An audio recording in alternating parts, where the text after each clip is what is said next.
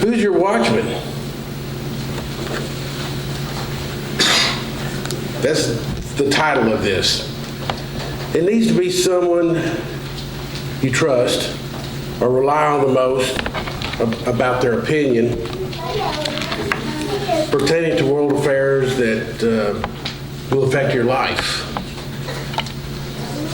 So when they say something pertaining to important matters about your religious beliefs, all the troubles of this world, etc., how it matters today to you and your loved ones, has always been right, and you rely on what he or she says is going to happen or not happen, things like that. Who's your watchman? Who do you use? Who do you go to? Who's your go-to person? Or do you even have somebody like that? I know Teresa knows who I'm talking about. We've talked about that. I mean, who does have somebody like that? Who could possibly have somebody like that you could depend on that much? But as close as we are to the end of this age, we still don't have the confirmation of the beast deal, Daniel 9:27, which most of us keep an eye out for here. But not everybody. I promise you, most people don't seem to keep an eye out for that. We still don't have the king of the south identified. We still don't have the beast of Revelation 13, as I like to refer to him as the beast. It's the first one. There's two of them there. Some say, some prefer to refer to him as the beast of the sea. Some like to refer to him as the king of the north, referring to Daniel 11 around verse 20 on down, the end of the chapter. Although we can speculate on who the beast is, at this moment, we're not exactly sure who that will be. We still don't have the Antichrist identified, which is also the beast from the earth, Revelation 13, second beast, aka the second beast. Most people don't really get that technical biblically about these two men because they're just not that knowledgeable about this biblical end time stuff, but we are, because it's very important to know the difference between the two. It surprises me how any adult that I seem to run into knows that something is wrong. They can't put their finger on it, but they know, well, it's just who's going to be our president. But after that, something bad's going to happen. They just don't know where to go. So anyway, back to these three men: the king of the south, the first beast of Revelation 13, the false prophet, the Antichrist. They're alive right now, and within the not too distant future, all three will be on the world stage, and the world's going to be caught off guard about these three men. So, as well as a few other men I'm about to mention, as Christians, the Bible gives us some information about some more men we should keep an eye out for. Here are 4 clues. First, we should keep an eye out for God's watchman for his people. This watchman will be similar in character to Ezekiel, as explained in Ezekiel 3 and Ezekiel 33. Second, the Elijah to come. And the third and fourth men that we should keep an eye out for are the 2 witnesses. Now, this stuff doesn't get really talked about too much anywhere. In Church of God circles, which used to be the norm back in worldwide days, I suppose. These men have been talked about over the years as sort of a mystery. They're spoken about more in small private discussions because it's not apparent who they are. Most people don't know what to look for. Different groups are looking in different areas in expectation of identifying some of them. And I'm going to be more focused today on speaking about the watchman. So Ezekiel 3 and 33 are about Ezekiel being God's watchman back about 2,600 years ago. Allow me to set the table on the concept of the watchman. If you'd like to, go to Ezekiel 3, starting at verse 16. I'll be reading from the New King James Version on this. And when I get to verse 17, God tells Ezekiel that he's making him a watchman. So in Ezekiel 3, starting verse 16, it says, Now it came to pass at the end of 7 days that the word of the Lord came to me, saying, Son of man, I have made you a watchman for the house of Israel. Therefore hear a word from my mouth and give them warning for me. When I say to the wicked, you shall surely die, and you give him no warning, nor speak to warn the wicked from his wicked way, to save his life, that same wicked man shall die in his iniquity. But his blood I will require at your hand. Yet if you warn the wicked, and he does not turn from his wickedness, nor from his wicked way, he shall die in his iniquity, and you have delivered your soul. Again, when a righteous man turns from his righteousness and commits iniquity and lays a stumbling block before him, he shall die, because you did not give him warning. He shall die in his sin, and his righteousness which he has done shall not be remembered, but his blood I will require at your hand. Nevertheless, if you warn the righteous man that the righteous should not sin, and he does not sin, he shall surely live because he took warning. Also you will have delivered your soul. So imagine this immense pressure that God put on Ezekiel to warn a bunch of hard-headed Israelites that have strayed away from God as far as they had by that time. Just imagine it. You think life's just not fair sometimes. But what about that? So God tells Ezekiel something that he wants the Israelites to know back then. And of course, some of the things that he tells Ezekiel pertains to a lot of us today, and many other nations as well for that matter. If they listened to what Ezekiel said and changed their lives, they lived. But also some of the things that Ezekiel said back then pertains to us today, such as, Ezekiel chapter 5 through 7. I'm not going to get into too much of that, but many things that Ezekiel spoke about applies to what happens to us today and into the near future. The point I want to make is that God has a watchman for us today as well as he did 26 years ago, as explained in Ezekiel 3. And this watchman that God has set up for us, for his people today, in this time we are in right now. And is basically doing the same thing as Ezekiel did in the past. He's warning God's people in a similar manner as Ezekiel did 2,600 years ago, but in a much bigger manner than Ezekiel was even capable of doing back then. If you listen and pay attention to what the watchman says, you will save yourself. If you don't listen and pay attention to what the watchman says, you will surely pay the price. For instance, you won't be in the place of safety, but will be in the great tribulation, getting your heads chopped off, as it says in Revelation 20, verse 4. And it will be your own fault, not the watchman's fault. Kind of hardcore when I put it that way. Still, that's a huge responsibility for one man to be given. I don't think anybody would actually want that job. Nevertheless, it is a thing. It's a real thing. It is something that God does. It's how he works. Amos 3, verse 6 says, if a trumpet is blown in a city, will not the people be afraid? If there is calamity in a city, will not the Lord have done it? Verse 7, surely the Lord does nothing unless he reveals his secret to his servants, the prophets. The Ezekiel chapter 33 is another good example. In fact, Herbert W. Armstrong used Ezekiel 33 a lot. I just kind of used 3 instead, but I just don't have the time to read Ezekiel 33, and it seems to me pretty much the same. But it contains the same basic information of a watchman on the wall as Ezekiel 3, looking out for the people contained within the city walls. Ezekiel 33 also contains a spiritual perspective of a man speaking for God to the people. I think that some of the ultimate fulfillment of prophecy written in Ezekiel 5, 6, and 7 is right around the corner. For instance, think about this, what's been in the news lately with the Venezuelan gangs.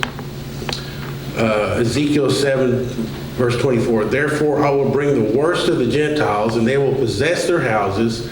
I will cause the pomp of the strong to cease, and their holy places be defiled. Now, holy places aren't being defiled necessarily, unless you think your home is that special. But it made me think when I saw this in the news, and this is now going on probably over a month, and now they've taken over. Well, that was in Aurora, Colorado, and it made the news, but didn't seem to be that big of a deal.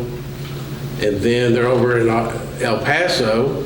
They took over 3 apartment buildings over there. They're here. I'm not here in San Antonio, but they're in San Antonio, and up in Dallas Fort Worth area. And so they just let them just keep going. I don't know. Must be God working something, but take it at your own risk, I guess. So whatever. That's what is happening with all this illegal immigration into the country of America and other English-speaking nations, I suppose. Ezekiel 5 is a classic warning. I suppose, I don't know if anybody's ever seen the movie Dr. Zhivago. Anybody remember Dr. Zhivago, where they just took over these people's house, the doctor's house, and just moved them in? And I think about that, how that looks like that may apply here in the future, where all these people are just, people are paying for their hotel stays in New York and some of these other places. And eventually they're going to have so many that says, well, there's some houses over in that suburb over there, just, this little area, just move in, Ezekiel 5 is a classic warning. I didn't take time here. Somebody tell me when I ran too long here. I forgot about that.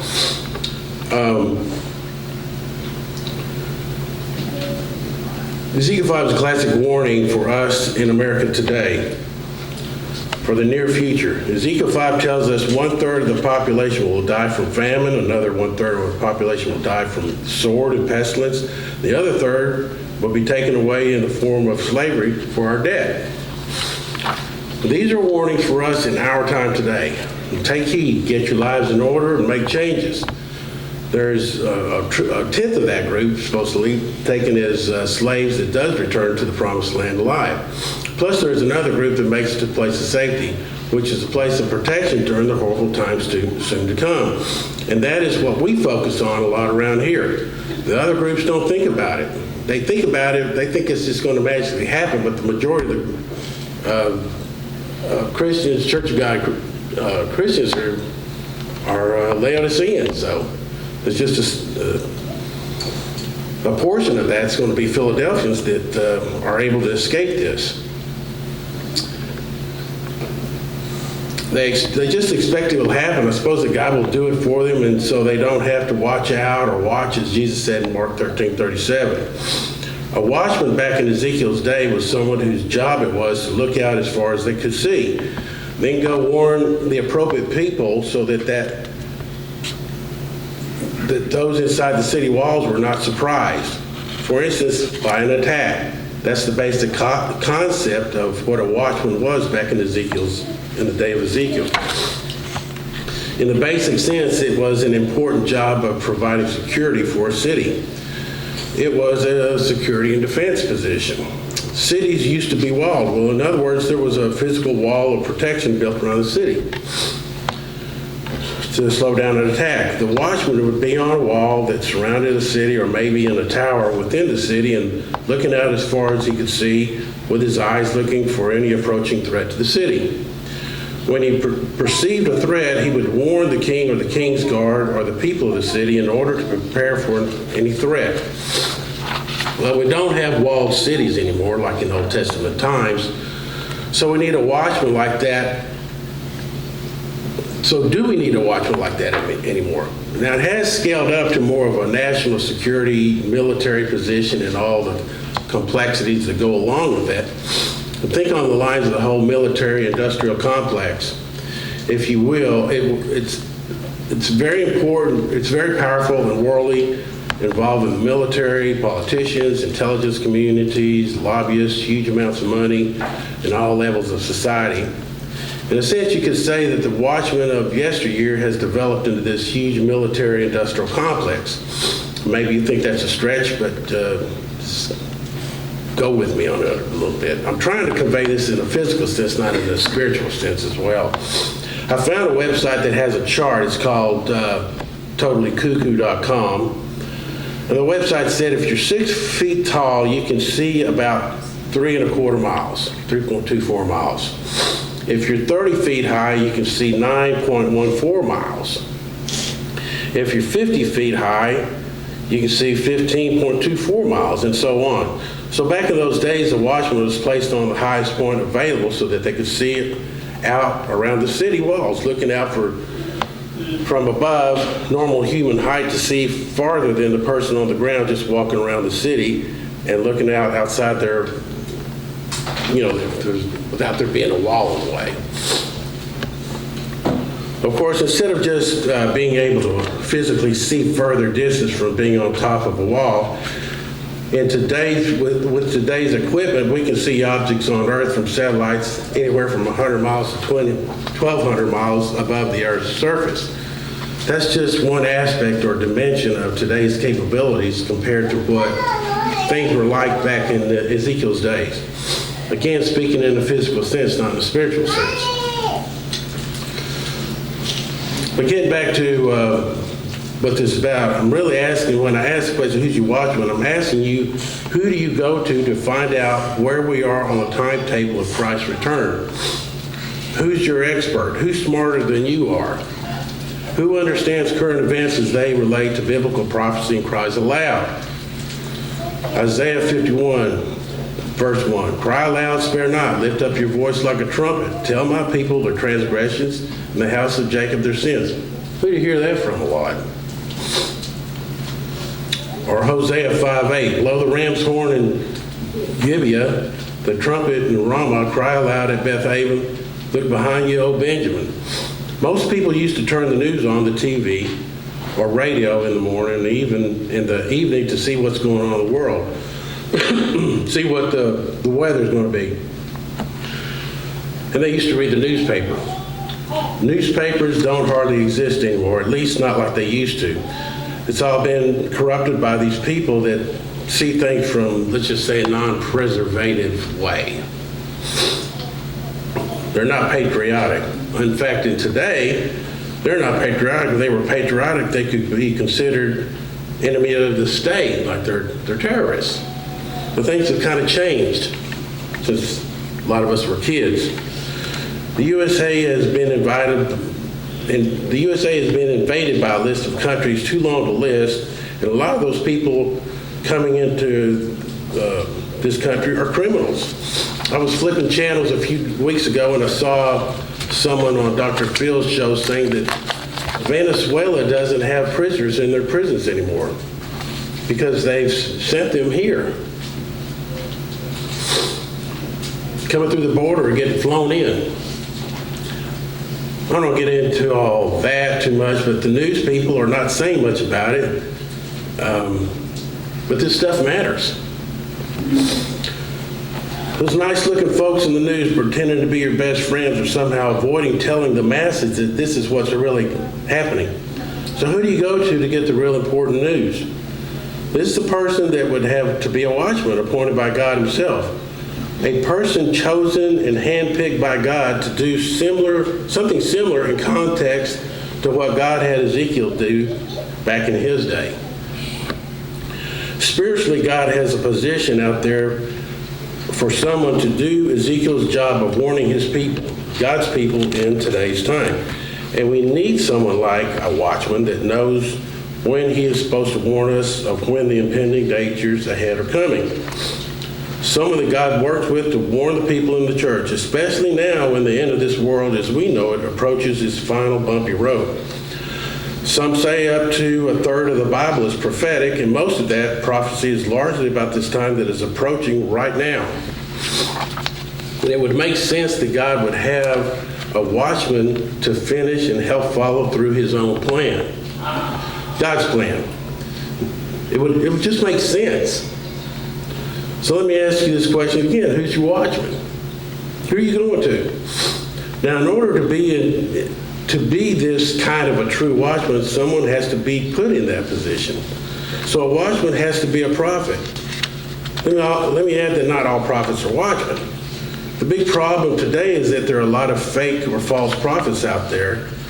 And this is nothing new. There have been false prophets in Old Testament times as well as in New Testament times, and there are many false prophets around today. For example, a lot of false prophets pop up in the news incorrectly predicting the time of Jesus' return. I would like to name a few that are around today, and many that even claim to be in the Church of God.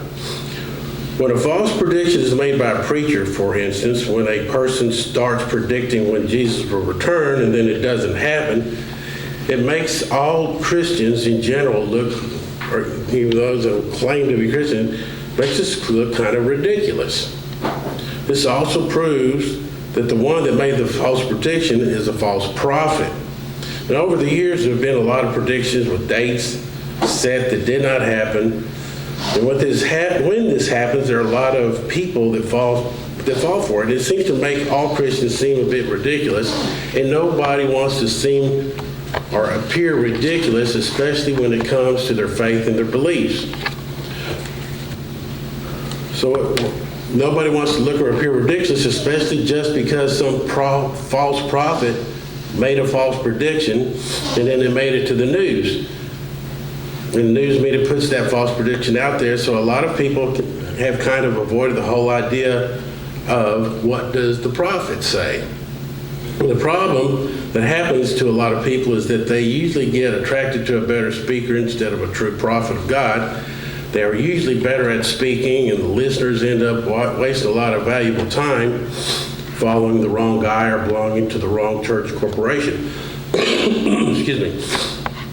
But the fact still remains that God has his watchman out there today working and doing the job that God wants him to do. And I will add, he's doing it quite impressively. But why doesn't the Church of God in general teach this? And one main reason, according to Norman Scott Edwards of the Shepherd's Voice magazine, is pride. Not only pride, I will add myself, self-preservation.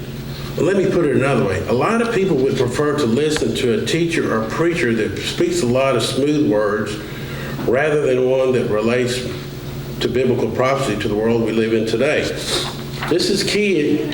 It's about today. That's the thing that kind of surprises me. I visit other groups at times, and they just don't seem to be connected. They're good groups. They're nice people. In general, just really great people. Another big problem is that Jesus warned us in the last days people will ignore prophetic warnings. So it kind of makes sense when you look at it that way. Matthew 24, verse 38 through 9, I got the New Living Translation, but it says, in those days before the flood, the people were enjoying banquets and parties and weddings right up to the time Noah entered his boat. People didn't realize what was going to happen until the flood came and swept them all away. That is the way it will be when the Son of Man comes. People are ignoring the times that we are in right now, and that lack of understanding will lead them and their congregation right into the Great Tribulation and the consequences of Revelation 20, verse 4, where it says, then I saw the souls of those who had been beheaded for their witness to Jesus and for the word of God, who had not worshipped the beast or his image, and had not received his mark on their foreheads or on their hands. That's where most of the Church of God folks are headed. This is the Laodicean age, and the majority of Christians today are Laodicean. And they may say they're Philadelphian, kind of like who doesn't, but they will be in the Great Tribulation and not in the place of safety. So here I go again. Who's your watchman? Who is he? Or don't you have one? I mean, who are you going to? Think about this. Your pastor, your teacher, the one you consider your religious leader,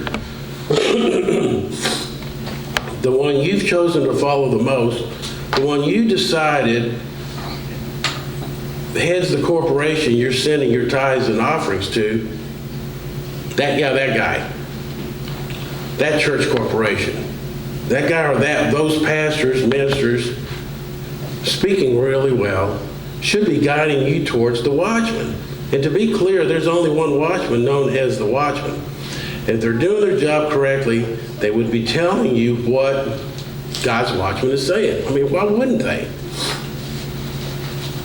They would be pointing you towards him and what he is saying, what he, the watchman, says. Have you ever thought about that? Probably not. In fact, maybe you haven't thought about it at all. And why is that? Because they're not teaching this to you. Nobody's really teaching this. Amos 3, let's see, verse 6, if a trumpet is blown in a city, will not the people be afraid? If there is calamity in the city, will not the Lord have done it? Surely the Lord does nothing unless he reveals his secret to his servants, the prophets. And how do we know that? Because the Bible teaches this. But you may wonder, how will we know whether or not a prophecy is from the Lord?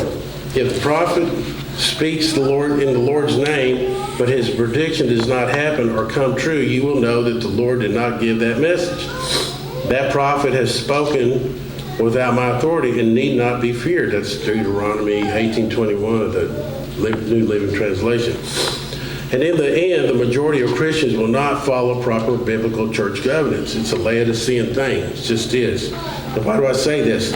If you have been in the Church of God for, say, 15 years, maybe or more, you may know the old saying, church government from the top down. The place I used to go to, they kind of use that like a club. Well, that's been for the most part misused and misapplied by the Church of God clergy since some of HWA days. Not Herbert W. Armstrong himself, but by those that didn't want to obey proper church governance. I'm not saying it's everywhere, but I just remember where I was last. And when I was attending LCG, the clergy threw that church government from the top down comment around a lot and use it like a club on the members quite a bit. They expect to be addressed as Mr. Mr. So-and-so, and even some of the wives of the local pastors would get mad and loud, chewing out church members who did not address her as Mrs. I've seen where they're revered like priests over there. So, anyway, I had to get that off my chest.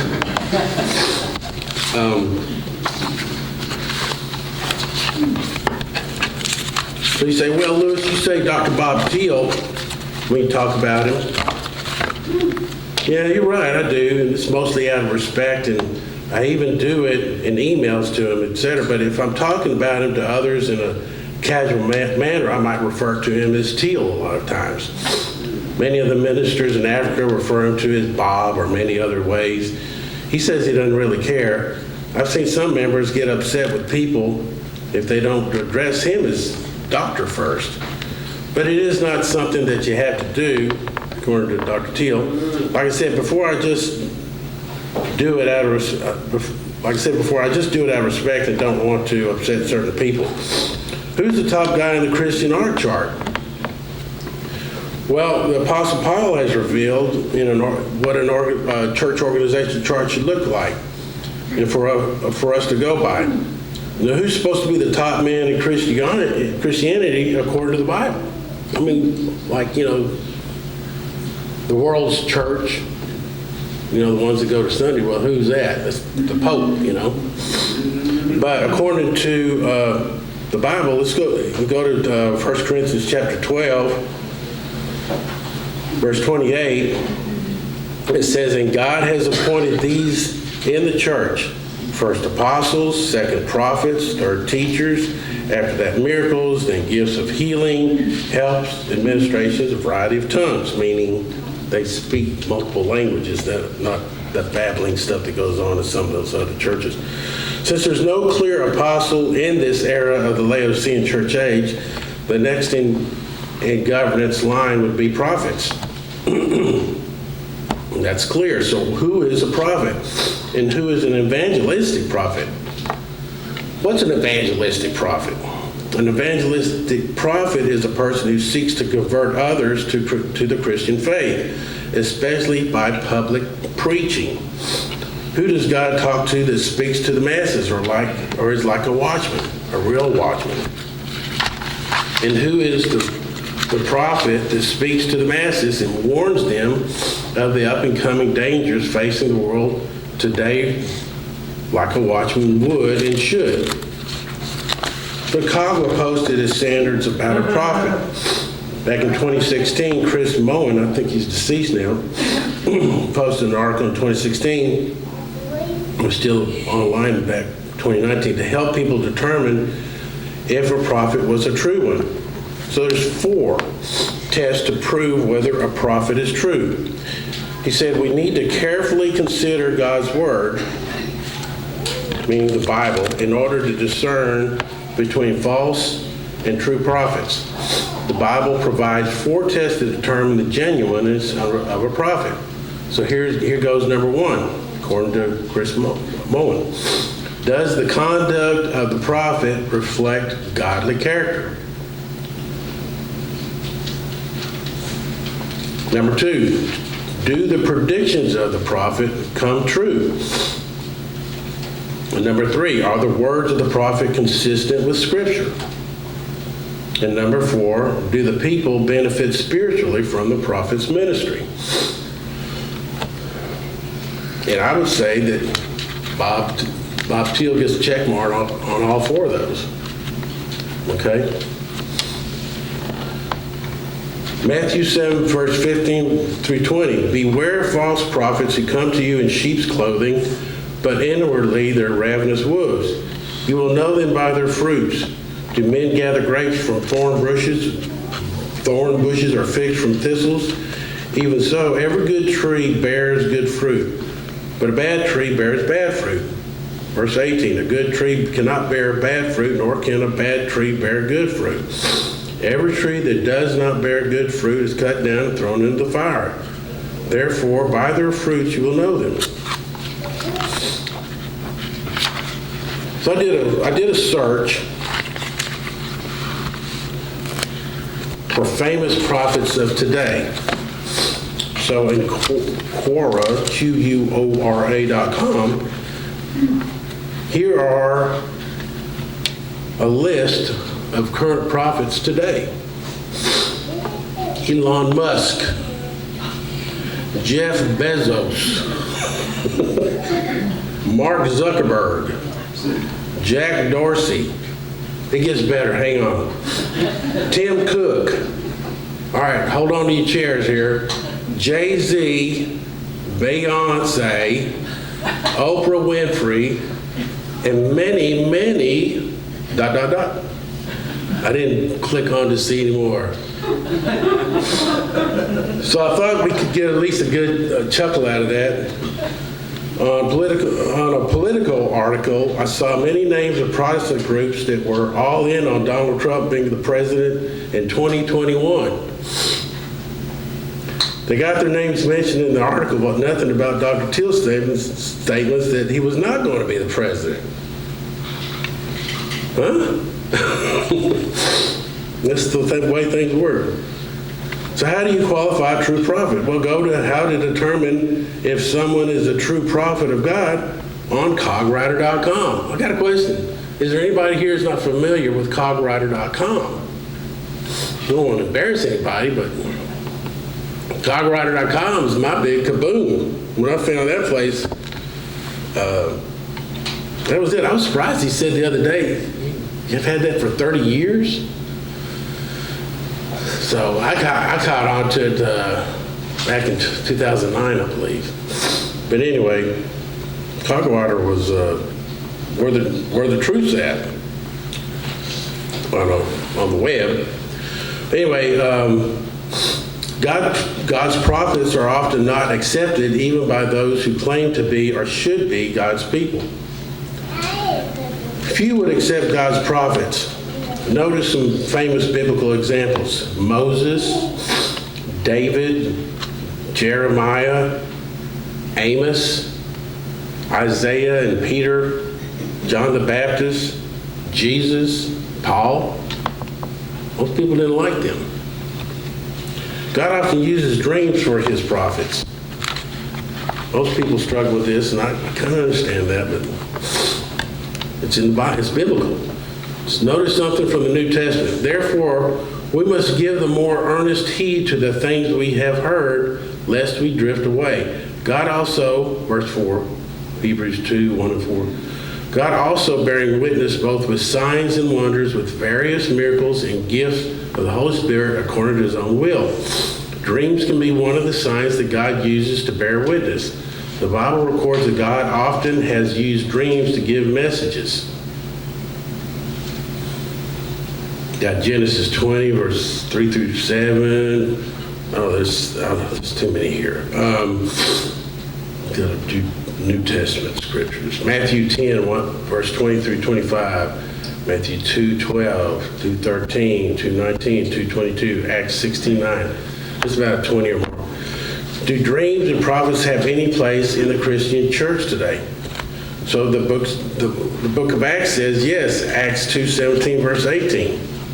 The Bible shows that God often works with prophets through a dream. It says, then the Lord came down in the pillar of a cloud and stood at the door of the tabernacle and called Aaron and Miriam, and they both went forward. Then he said, hear now my words. If there is a prophet among you, I, the Lord, make myself known to him in a vision. I speak to him in a vision, Numbers 12, verse 5 through 6. And notice that the above says that God's plan is that he will speak to his prophets in a dream.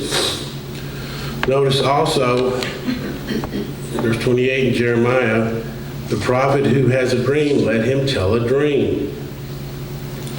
The Bob Thiel had a dream, was anointed, was told, is faithful, and has the prophetic fruits. And if one goes through the details of past news and other articles at the cogwriter.com website, the total of correct speculations, predictions seems to be in the hundreds, maybe more. Dreams and prophets are required in the last days, Acts 2, 17, verse 18. Remember Y2K? You know, that was when nobody knew, or certainly the brightest of the computer people didn't know what the computers were going to do when the calendar went from December 31st, 1999 to January 1st, 2000, just the next day. I mean, a lot of people were predicting the end because we were so connected to our computers. It was a huge concern. It was a big deal back in those days. What about Harold Camping? How many times did Harold Camping predict the end of the world? Well, among the most prolific modern predictions of end times would have been Harold Camping, I guess, is a good one to refer to because it hit the news a lot.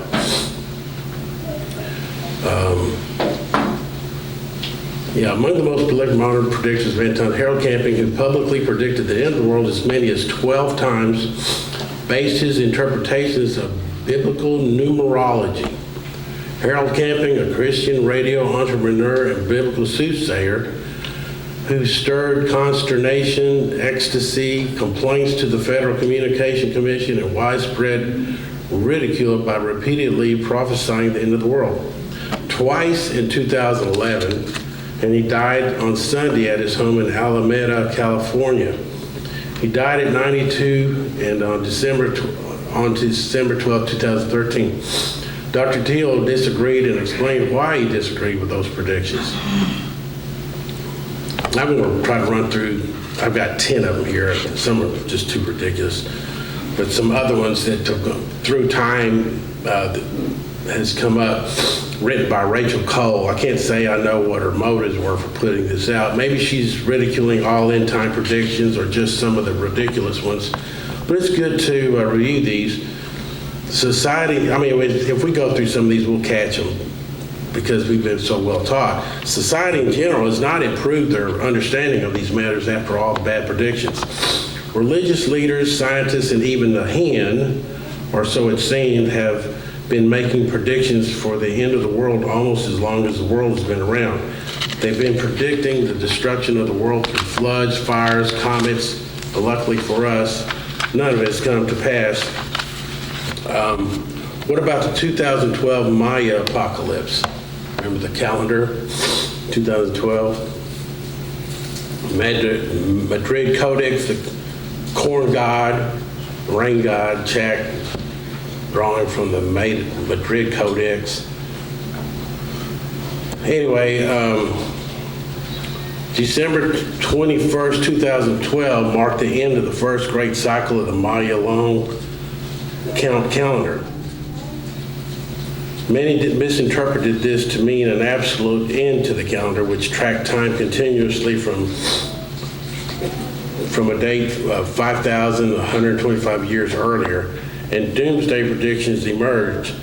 End of the world scenarios included the Earth colliding with a planet called Nibiru, giant solar flares, a planetary alignment that would cause massive tidal catastrophes, and a realignment of Earth's axis.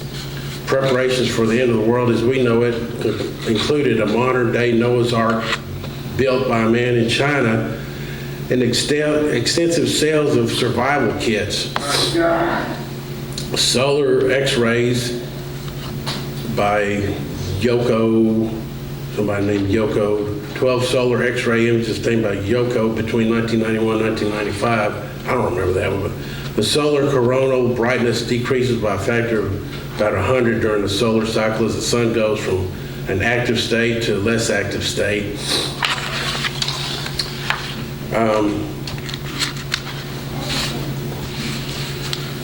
There's another one here called True Way. Taiwanese religious leader Han Ming Chen established Chen Tao, or True Way, a religious movement that blended elements of Christianity and Buddhism with UFO conspiracy theories and Taiwanese folk religion. Chen preached that God would appear on U.S. television, Channel 18, on March 25, 1988, to announce that he would descend to Earth the following week in a physical form identical to Chen. The following year, he prophesied millions of devil spirits together with massive flooding would result in a mass extinction of the human population. Followers would be spared by buying their way aboard spaceships disguised as clouds sent to rescue them. There was the Halley's Comet was supposed to be another disaster.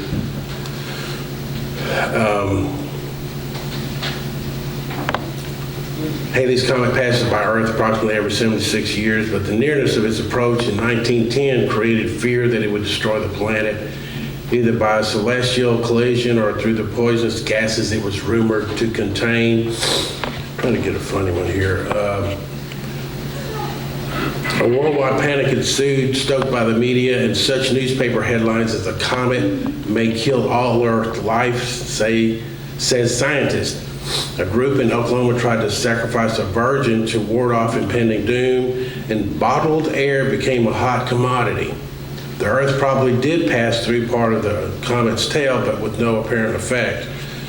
Millerism in 1831, religious leader William Miller began preaching, 1831, that the end of the world as we know it would occur with the second coming of Jesus Christ in 1843. He attracted as many as 100,000 followers who believed that they would be carried off to heaven when the date arrived. When the 1843 prediction failed to materialize, Miller recalculated and determined that the world would actually end in 1844.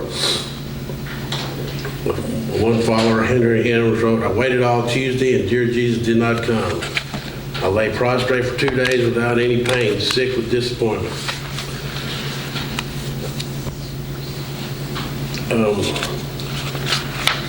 So then, beginning when, see this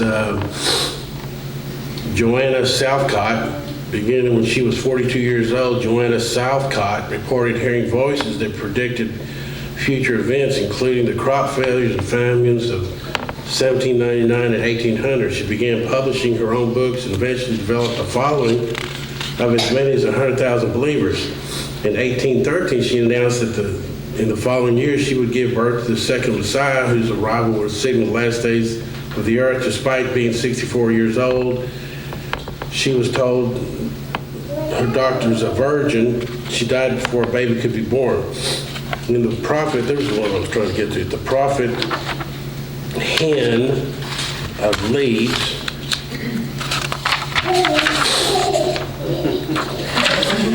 She was predicting the end of the... In 1806, a domesticated hen in Leeds, England, appeared to lay eggs inscribed with the message, "Christ is coming." Numbers of people reportedly visited the hen and began to despair of the coming judgment day. It was soon discovered, however, that the eggs were not in fact prophetic messages, but the work of their own owner, who had been writing on the eggs in the corrosive ink and reinserted them in the poor hen's body. So, anyway, I'm going to get past some of this stuff here. All right, so there's Montanism. Let's be the last one here. So let's go to, in more modern times, we have David Kahn. He's been a big one. I've got a friend who likes him. Jonathan Kahn, an American Messianic Jewish pastor, author, the novelist known for his debut novel, The Harbinger. That made it big back when the towers came down. He's the founder and leader of the Beth Ezra Worship Center in Wayne, New Jersey. Mark Biltz is another one that claims to be a prophet. Both Mark Biltz and Jonathan Kahn and World News Daily's founder Joseph Farr consider themselves to be Messianic Jews. And while this means that they will avoid biblical unclean meats, keep the Sabbath, the birth,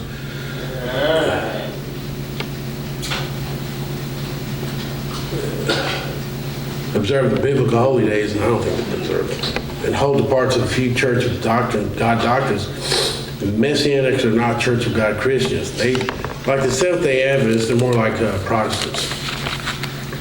World News Daily promotes both Kahn and Mark Biltz, despite them being repeatedly wrong. Now, this comes out of Plain Truth magazine, June-July 1980, volume 45, number 6, 64 years ago.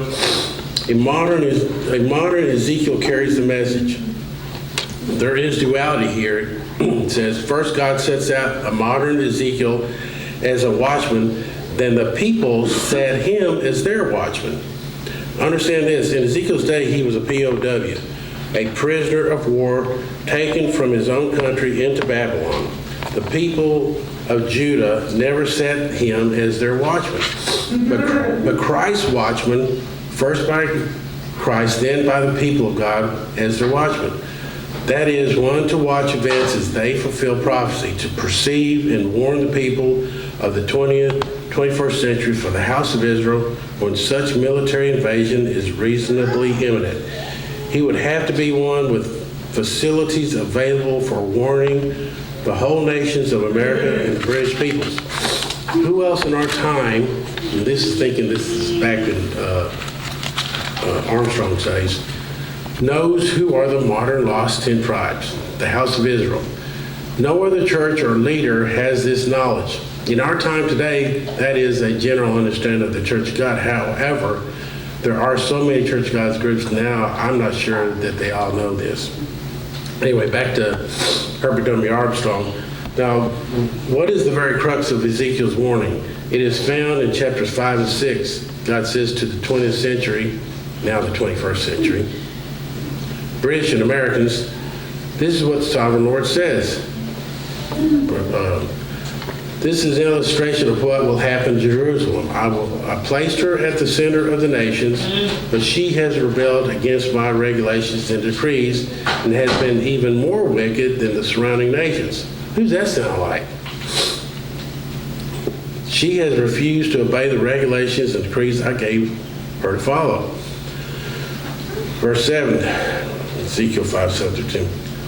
Therefore, this is what the Sovereign Lord says. You people have behaved worse than your neighbors and have refused to obey my decrees and regulations. You have not even lived up to the standards of the nations around you. Therefore, I myself, the Sovereign Lord, am now your enemy. I will punish you publicly while all the nations watch. Because of your detestable idols, I will punish you like I have never punished anyone before or ever will again. Parents will eat their children, and children will eat their parents. I will punish you and scatter you to the winds, the few who survive. Whew! Tough stuff coming. So the role of a watchman, according to some, I got on my line and I looked up some of this stuff from some of the bigger name Church of Gods. What does it mean for you? Posted May 31st, 2007 by Darius McNeely. What is the role of the watchman? We're all collective watchmen. Not only are we to give a warning, but we are to serve and set a godly example. Okay. Yeah. Put a bunch of water on that, right? That was part one. Part two, who are today's watchmen?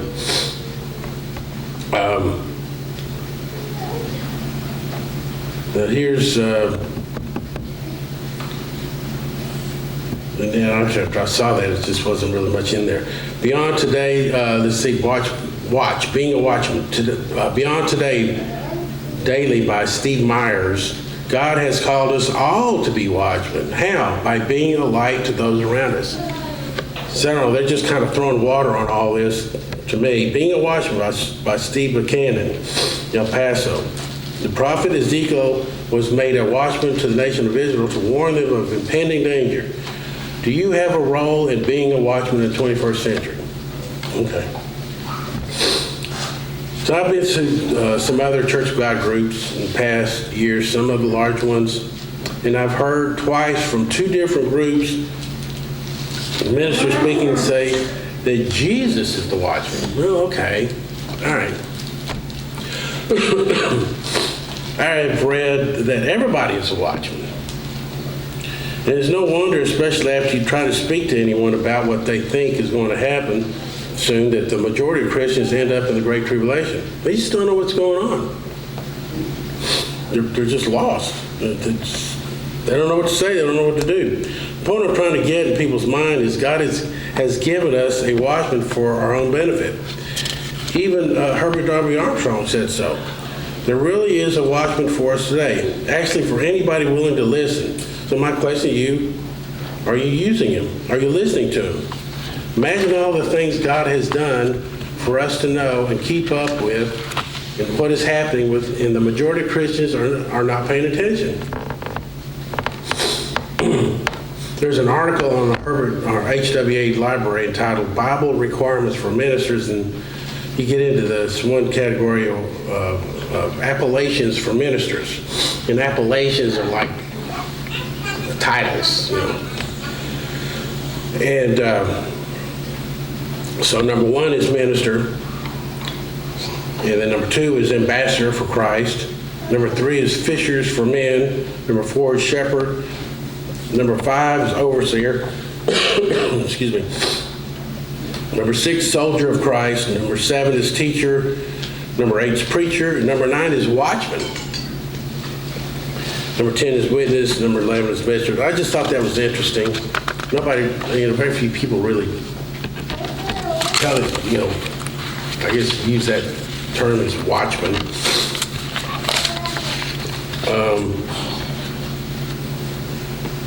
And anyway, I thought that was interesting. And by the way, Dr. Teal does not give himself the watchman title as I think he could. In his letter to the brethren, he goes by pastor and overseer. Now, true watchmen set up by God is a prophet. God's prophets are often not accepted even by those who claim to be or should be God's people. I'm going to put it another way. Many or most of God's people have always had a problem with his prophets. Seems a little strange, doesn't it? True prophets will be criticized, and until around the time of the two witnesses to show up, do not have to perform miracles. But what I want to focus on more is who is out there that is God's watchman for us today. First of all, God's watchman is not going to have an office or a place of business with flashing neon lights saying something like God's watchman for his people. And everybody will know, oh yeah, that's God's watchman telling us to watch out for. It's not going to be that obvious. But true Christian religious leaders should know who that guy is. They should be passing on his identity to their people and conveying to them whatever message the watchman is proclaiming. I mean, I would think that would make sense, but very, very few things make sense today, and this is just another one of them. Actually, in a way, it does make sense because most Christians will end up in the Great Tribulation and not in a place of safety because they're not paying attention to what the watchman is saying. As I've been watching the deterioration of the USA and society over the last 40, 50 years, after reading Hal Lindsey's late great Planet Earth, he wrote about 50 years ago. I remember being out here in these waters around Galveston and got onto that. I've been looking for someone that could explain these things in the news as it relates to the Bible, and that's been going on for 40, 50 years. I'm looking for somebody that understands Bible prophecy and can explain how it pertains to the times today. Back in the days when I was Protestant, I remember a preacher or a teacher saying that we should not, and I heard this more than once, we should not look at the current news today and try to make sense of it with the prophecies of the Bible. We should not be doing that. Well, I didn't stay there very long after that. I can remember when I was looking for a watchman, I wasn't really smart enough to know that that's who I was really looking for, meaning that there was a name for such a person. I was just going church to church waiting for a pastor, a preacher, a Bible study teacher to explain what all this negative stuff happening in the news meant prophetically. But it never really happened until I ran across Bob Thiel at cogwriter.com. You know, write that down, folks. COG like Church of God, writer like someone that is a writer, WRITER.com. That's it, cogwriter.com.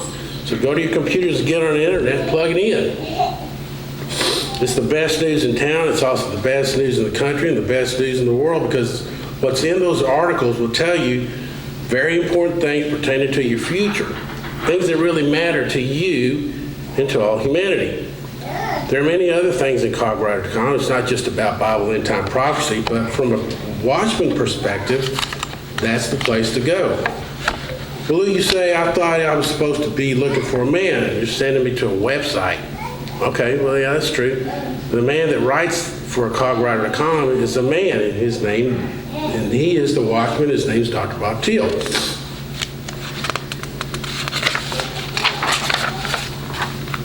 And there's nothing better than cogwriter for keeping up with all the information that a watchman should be doing. He and Dr. Bob Thiel is doing that. A lot of people think that this blog, I guess, is the right word for it. It employs hundreds of people, hundreds of writers, but it's just mainly just one guy, Dr. Bob Thiel. It's just that simple, folks. And when you get there, you go to the above news sent to you daily box and you plug in your email address in there. Then you get about 2 or 3 articles every day in your email. Your email will not be shared and you can unsubscribe anytime.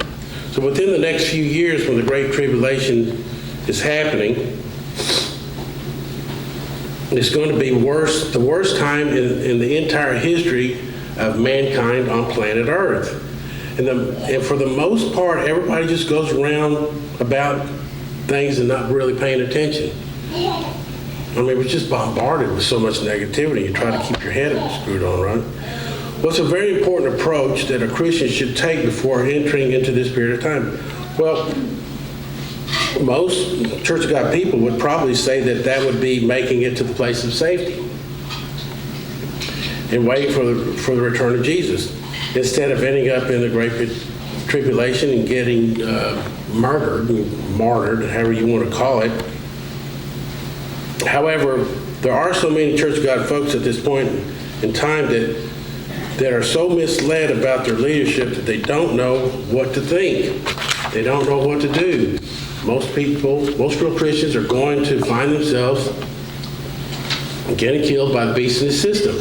They're not going to listen to what the watchman says to do. In fact, most of them are not going to read, listen, or watch what the watchman says to do because they're prideful and misguided. They're Laodiceans. They don't want to leave their friends at the church group that they attend. It just doesn't seem to be that important to them. I know some people that just don't care. They don't think it really matters. Anyway, maybe you are not like that. What should you do? Where should you go to get that information? What the Watchman says, you're going to be so blown away when you start getting that information that you've been seeking. To go to cogwriter.com. He lays out what it is basically going to take to get there, and it's quite a lot of information. Especially quite a lot compared to what the rest of the churches say or do or even discuss, which is either wrong or no information at all. So let's go over some things or subjects on Cogwriter that pertains to what a watchman has covered. And there's a lot. I'm not so crazy about some of my examples, but here recently, September 26, 2024, an article came out. The globalists got what they wanted, a new global order with the UN at the center of it.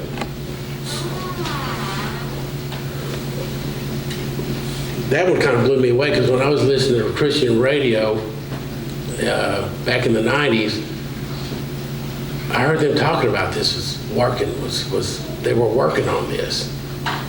So it's just kind of, there it is, bam. Really scary stuff. I suppose the UN, in a sense, rules over our country's sovereignty now. But nobody's really talking about it. All we care about is Trump or Kamala, Or not necessarily us, but, the country. That's what they tell us to worry about. Bible News Prophecy, should Christians eat insects? That's in there. Our world leaders eat the best of food. They're successfully getting their subjects. Wait a minute, that don't sound right. Anyway, the masses eat bugs instead of healthy food, and it's causing people to be sick in new ways that's not normal. That was September 8th. Another article, September 8th. Russia and the East resisting some of the immorality of the West. Russia and the East are in defiance to the immorality of the West. Okay, repeated that. Another one, same day, Eurasian Economic Union making progress. Pope Francis, 9/5/2020. Pope Francis attends interfaith services in Indonesia. World Council of Churches preparing for Nicaea 2025, unity, and Antichrist agenda.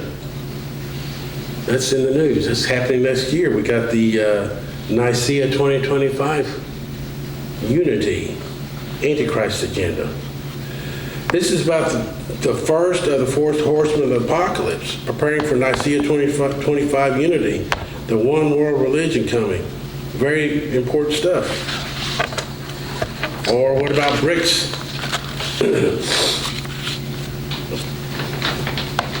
Talking about the BRICS nations. I don't know, goes back to about 2012 or something. Okay. All right, so September 1st, 2024, shifts in Germany and elsewhere in Europe. The final Holy Roman Empire is taking shape. And I have to admit, it's a lot of information. I like to read because I can skim through what I already know and try to get down to the area that may be an update to some things that we are expecting to happen, find out what is new. But some people would rather watch a video, and there's usually at least one video per article.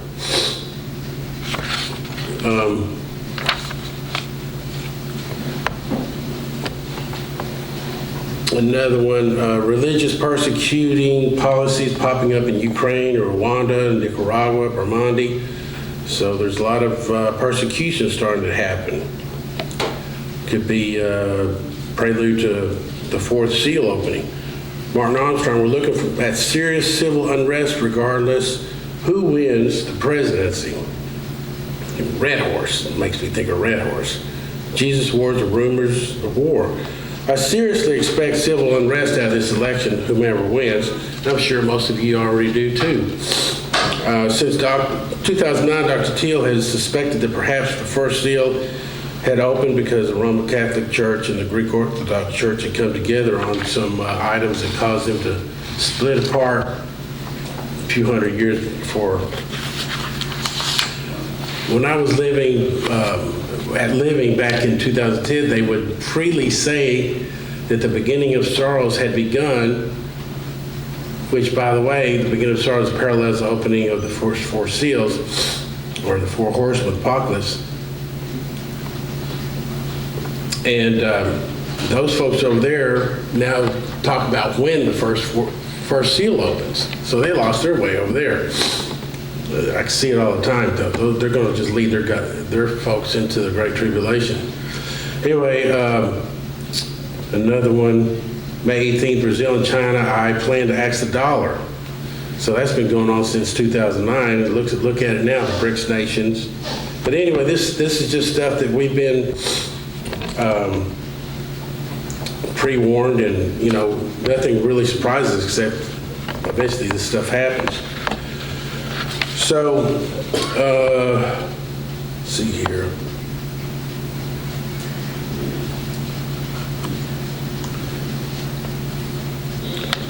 So anyway, who's your watchman?